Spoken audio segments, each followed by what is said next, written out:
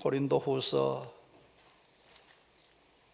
6장 1절 2절입니다. 신약성경 291페이지 1절 2절 같이 읽습니다. 우리가 시작. 우리가 하나님과 함께 일하는 자로서 너희를 권하노니 하나님의 은혜를 헛되이 받지 말라. 이러시되 내가 은혜 베풀 때에 너에게 듣고 구원의 날에 너를 도왔다 하셨으니 보라 지금은 은혜 받을 만한 때요 보라 지금은 구원의 날이로다. 아멘. 성경은 보라 지금은 은혜 받을 만한 때요 보라 지금은 구원의 날이로다 라고 말씀합니다. 지금은 누구든지 은혜를 받을 수 있고 누구든지 구원을 받을 수가 있습니다. 그러나 이 구원의 날이 영원히 무한정 계속되는 것은 아닙니다. 구원의 문이 닫히는 순간이 있습니다. 더 이상 은혜 받고 싶어도 은혜 받을 수 없는, 더 이상 구원 받고 싶어도 구원 받을 수 없는, 구원의 문이 닫히고 나면 아무리 문을 두드려도 열어주지 않고 아무리 구원의 문을 열려고 노력해도 열 수가 없습니다. 지금은 은혜 받을 수 있고 지금은 구원의 날입니다. 예수님께서 하셨던 비유 가운데 슬기로운 5 처녀와 미련한 5 처녀의 비유가 있습니다. 10 처녀의 비유입니다. 슬기로운 5 처녀는 등과 함께 기름을 준비했습니다. 미련한 5 처녀는 등은 준비했는데 기름을 조금밖에 준비하지 못했습니다. 신랑이 드디어 왔습니다. 모두가 다 기다리다가 졸게 됩니다. 그때 신랑이로다 맞으러 나오라는 소리가 들렸습니다. 일어났는데 미련한 5 처녀의 등에는 이미 기름이 다 떨어져 버렸습니다. 그래서 지혜로운 처녀들에게 말합니다. 우리의 등불이 꺼져가니 너희 기름을 좀 나누어 달라. 그러자 슬기로운 처녀들이 이렇게 말합니다. 우리와 너희가 쓰기에 다 부족할까 하노니 차라리 파는 자들에게 가서 너희 쓸 것을 사라. 좀 나눠 달라. 나눠주면 좋겠는데 나누어 주자니 둘이 다 같이 신랑을 올 때까지 지금 기다리면서 나가야 되는데 그 중간에 기름이 다 돼가지고 불이 꺼질 수 있으니까 우리가 다 함께 나눠 쓰기에는 부족할 것 하니까 가서 기름 파는 자에게 가서 사오라. 그렇게 제안했고 미련한 처녀들이 가서 기름 사기 위해서 갔습니다. 사러 간 그동안에 신랑이 왔습니다. 그래서 신랑은 준비된 5 처녀와 함께 혼인잔치에 들어가고 문이 굳게 닫혔습니다. 그 후에 미련한 처녀가 와서 문을 두드리면서 주여 주여 우리에게 열어주소서. 주여 주여 우리에게 문을 열어주십시오. 그렇게 말하자 안에서 진실로 너에게 이르노니 내가 너희를 알지 못하노라. 이미 문이 닫히고 난 다음에는 아무리 문을 두드려도 그 문이 열리지 않는다는 말입니다. 하나님께서 죄악이 간영한 노아 시대에 이 모든 세상을 물로 심판하실 것을 작정하시고 노아에게 방주를 준비하게 했습니다. 8명의 식구가 어마어마하게 큰 길이가 300규빗이나 되는 150m가 되는 어마어마하게 큰 방주를 오랜 세월에 걸쳐서 방주를 준비했습니다. 방주를 준비하면서 노아와 그의 가족들은 기회에 있을 때마다 하나님께서 세상을 물로 심판하신다고 말씀하셨으니까 방주가 완성되면 방주 안으로 들어오십시오. 방주 안으로 들어오셔야지만 살 수가 있습니다. 하나님께서 심판하실 때에 방주 안으로 들어오지 않으면 모두가 다 죽게 됩니다. 방주가 완성되었고 각양 짐승들 가축들이 다 짝을 이루어서 방주 안으로 들어갔습니다. 그리고 노아의 8 식구도 방주 안에 들어갔습니다. 그때 하나님께서 방주문을 꽝 하고 닫았습니다. 그리고 그때부터 40일 밤낮을 비가 내렸습니다. 모든 높은 산들이 다 물에 잠겼습니다. 그때 코로 호흡하는 모든 사람들과 짐승들이 다 죽게 됩니다. 비가 억수같이 내릴 때 사람들이 방주로 몰려왔을 겁니다. 방주의 문을 두드렸을 겁니다. 노아 씨, 노아 할아버지, 방주 문을 좀 열어주십시오. 우리가 좀 방주 안으로 들어가게 해주십시오. 그렇게 사정했을 겁니다. 그러나 하나님께서 닫은 구원의 문을 사람이 열지 못합니다. 이미 충분한 시간이 주어졌습니다. 방주 안으로 들어오라고 노아가 기회있을 때마다 전했지만 아무도 노아의 말에 귀를 기울이지 않았습니다. 하나님께서 방주 문을, 구원의 문을 닫고 난 다음에는 아무리 문을 두드려도 열리지를 않는다는 말입니다. 지금은 은혜 받을 수 있는 때입니다. 지금은 누구든지 구원을 받을 수 있는 때입니다. 그런데 언젠가 때가 되면 은혜의 문도 닫히고 구원의 문도 닫힐 때가 있다고 성경은 분명하게 말씀합니다. 구원받은 모든 성도들은 복음을 전할, 예수를 전할 사명이 우리에게 주어졌습니다. 예수님께서 성천하기 직전에 제자들에게 말씀하십니다. 마가 16장 15절에 너희는 온 천하에 다니며 만민에게 복음을 전파해라. 믿고 세례를 받는 사람은 구원을 얻을 것이요 믿지 않는 사람은 정죄를 받으리라. 우리가 모든 사람에게 복음을 전한다고 해서 모든 사람이 다 믿게 되는 것은 아닙니다. 우리가 믿게 할 수는 없습니다. 아무리 가까운 가족도 내가 믿게 할 수 있는 것은 아닙니다. 그런데 우리가 할 사명은, 우리에게 주어진 사명은 이 복음을, 이 예수를, 이 구원의 소식을 전하는 것입니다. 온 천하에 다니며 만민에게 복음을 전파하라고 명령했습니다. 믿고 세례를 받는 사람은 구원을 받게 되고 믿지 않는 사람은 정죄를 받게 된다. 믿는 사람도 있고 믿지 않는 사람도 있게 될 것이다. 믿고 구원을 받는 사람들도 있고 믿지 않고 구원받지 않는 사람들도 있다. 그런데 먼저 믿은 우리가 해야 될 일은 뭐냐 하면 온 천하에 다니며 어디에서든지 모든 사람들에게 이 복음을, 이 예수를 전할 사명이 우리에게 주어졌습니다. 마태복음 28장 19, 20절 지상명령. 그러므로 너희는 가서 모든 민족을 제자로 삼아 아버지와 아들과 성령의 이름으로 세례를 베풀고 내가 너희 분부한 모든 것을 가르쳐 지키게 하라. 볼지어다 내가 세상 끝날까지 너희와 항상 함께 있으리라. 가서 모든 민족, 모든 사람들에게 복음을 전파하고 그들을 예수님의 제자가 되게 하고 세례를 베풀 것을 말씀하고 계십니다. 여러분, 사도 바울은 우리가 아는 것처럼 핍박자였습니다. 예수쟁이들을 가장 싫어하고 증오했던 그런 핍박자였고 예수쟁이들을 잡아서 감옥에 가두는 일에 앞장섰던 그런 사람입니다. 그런데 그러다가 그가 다메섹 도상에서 예수님을 만나고 그의 삶이 180도 바뀌어졌습니다. 하나님께서, 예수님께서 사울을 변화시켜서 바울 되게 하고 그에게 이방인을 위한 사도, 이방인들을 책임지는, 이방인들에게 예수 전하는 사명을 사울에게, 바울에게 주었습니다. 바울이 뭘 깨달았느냐 하면 자기 같은 핍박자, 자기 같은 회방자가 구원받게 된 것은 이방인들 덕분이다. 이방인들을 위한 사도가 되었는데 이방인들이 아니었으면 주님께서 나 같은 저질인, 나 같은 악랄한, 나 같은 핍박자 포행자는 예수님께서 구원하지 않으셨을 것이다 라는 결론에 도달하게 되고 그때부터 바울은 이방인들에게 빚진 자의 마음을 갖습니다. 빚진 자. 이방인들에게 바울이 돈 빌린 적 없습니다. 신세 전 적 없습니다.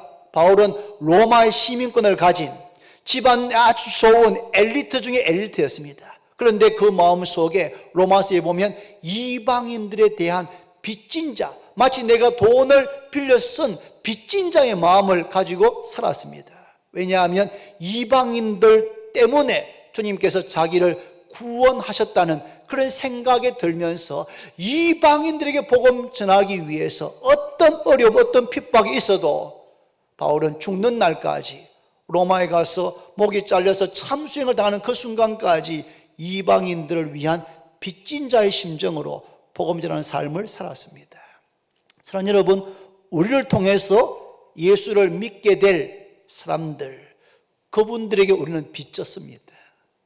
그분들을 위해서 우리를 먼저 구원하신 것입니다. 할렐루야. 그런 의미에서 우리는 빚진 자의 심정으로 복음을 전해야 합니다. 뭘 전해야 됩니까? 보통 전도하면 교회에 다니십니까? 우리 교회 좋은 교회입니다. 한번 와보십시오. 그렇게 하는 경우가 많습니다. 아니면 그런 말도 잘 하지 못하고 그냥 전도지를 나눠주면서 한번 읽어보십시오 하는 경우도 있습니다. 틀린 것은 아닙니다. 얼마든지 그렇게 할 수 있고 그렇게 할 때에도 역사가 일어날 수 있습니다. 그런데 우리가 분명히 전해야 할 것이 있습니다. 그게 뭡니까? 한번 따라합시다. 예수가 그리스도십니다. 예수가 구원자십니다. 예수가 메시아입니다.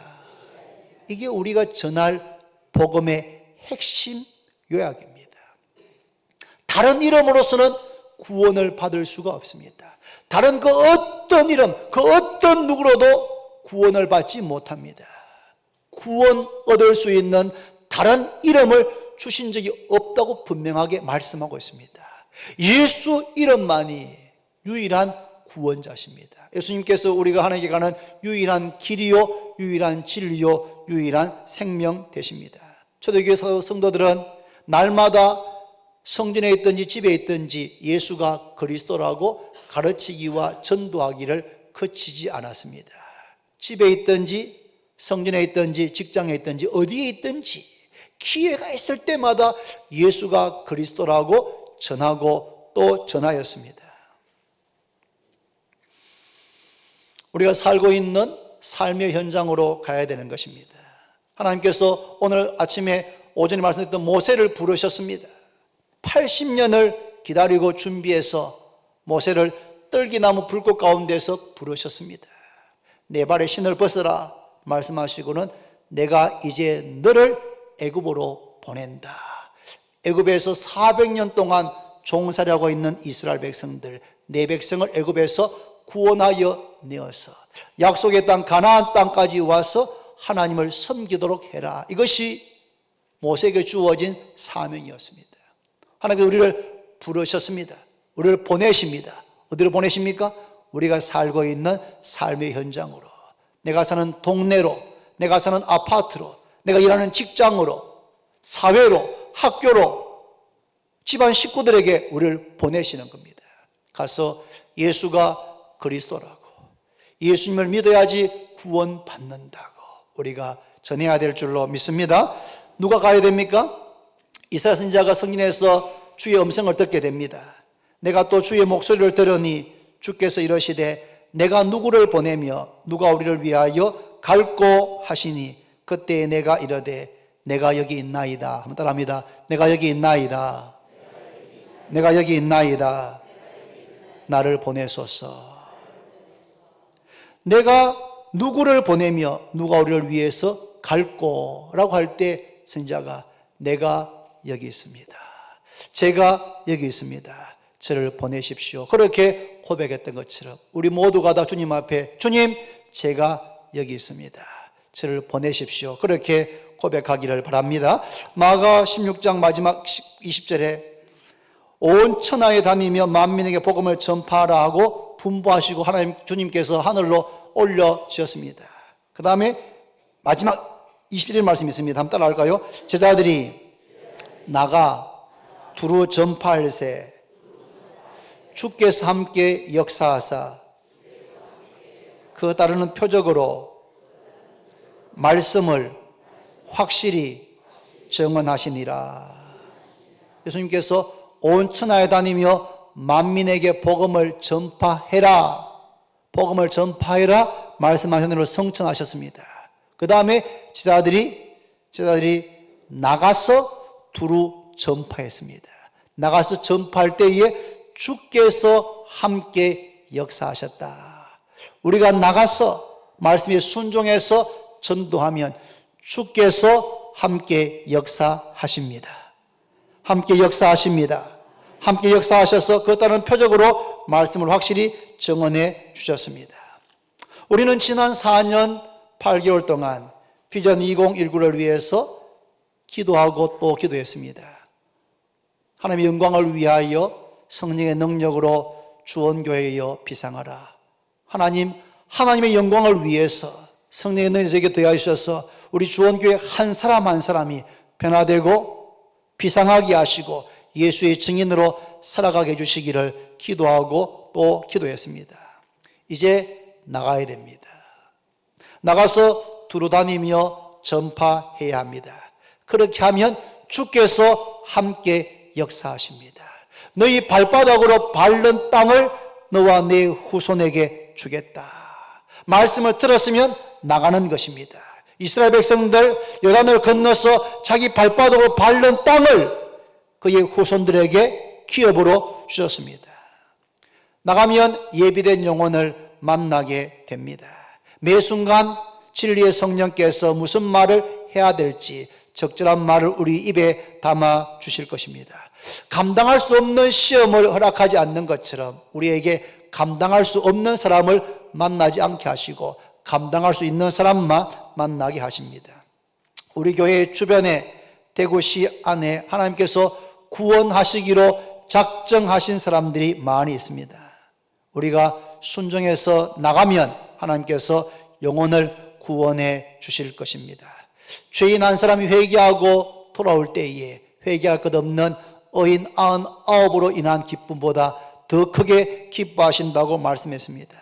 지금은 은혜 받을 만한 때입니다. 지금은 구원의 날입니다. 은혜의 문이, 구원의 문이 지금은 열려 있습니다. 그런데 그 구원의 문이 닫힐 날이 오게 될 것입니다. 우리는 천국에 가서 더 많은 사람에게 복음을 전하지 못한 것을 후회하지 않도록 해야 됩니다.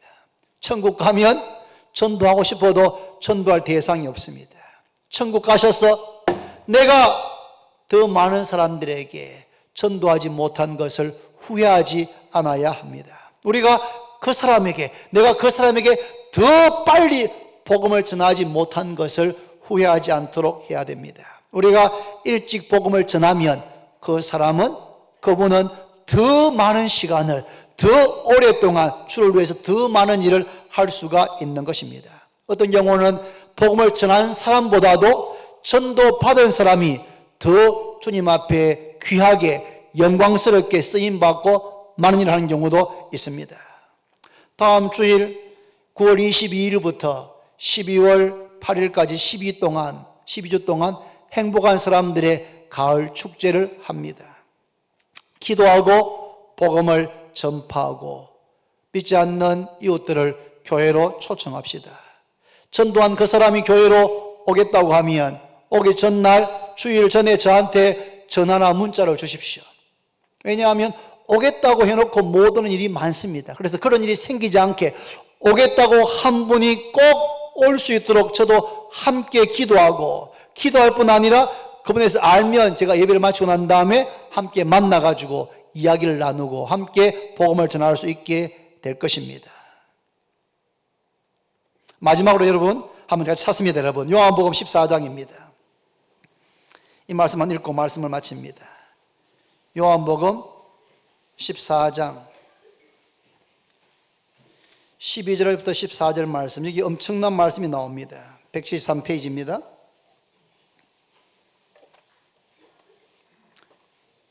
요한복음 14장 12에서 14절 같이 읽습니다. 시작.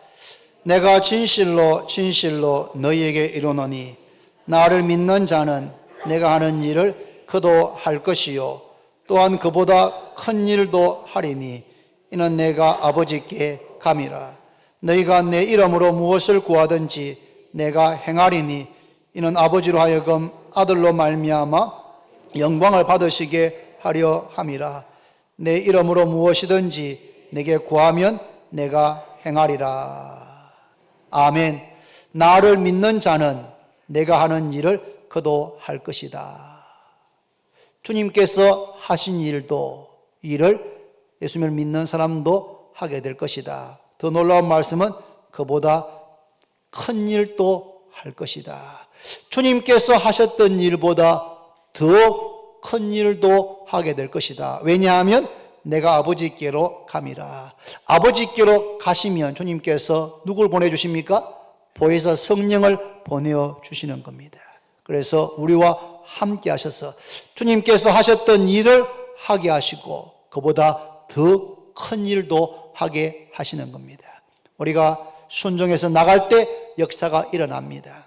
주중전도 하시겠다고 이름을 적고 지난주 그 지난주에 오신 분들 감사합니다. 일주일에 한 번, 두 번 매주 나와서 함께 전도합시다. 혹 시간이 잘 안 되시는 분들은, 고정 직장인이 아닌 분들은 이름을 안 적었어도 한 달에 한 번 정도 나오셔가지고 함께 전도합시다. 내가 아는 사람이 전도하기 힘들면 교회 주변에 와서 모르는 사람들에게 복음 전할 때에 예비된 영혼을, 루디아 같은 예비된 영혼을 만나게 하실 줄로 믿습니다. 그래서 이번 12주 이 행축 이 기간 동안에 우리 주원교회의 모든 재직들, 모든 성도들이 정말 한 사람 이상씩을 전도해서 구원받게 되고 우리 교회에 정착하게 되는 일이 일어난다면 원래 우리 후반기에 우리 교회는 성령의 능력으로 날아오르는 역사가 일어나게 될 줄로 믿습니다. 이 일에 그냥 늘 하던 것으로 생각하시지 말고 이번 이 12주간을 우리 교회의 특별한 50주년에 그리고 비전 2019가 이루어지는 이 마지막 순간에 함께 동참해서 하나님께서 사람들을 구원하시는 것을 우리가 함께 경험하고 하나님께 영광을 돌리는 역사가 일어나게 되기를 바랍니다. 함께 찬송합니다.